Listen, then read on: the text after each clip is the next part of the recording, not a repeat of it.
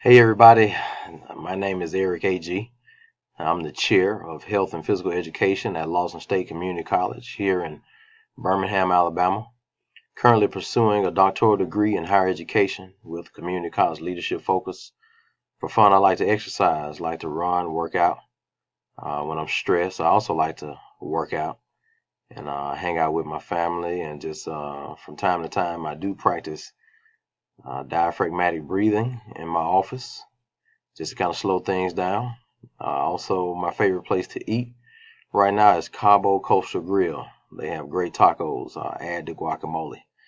As far as additional details, I'm just excited about this journey.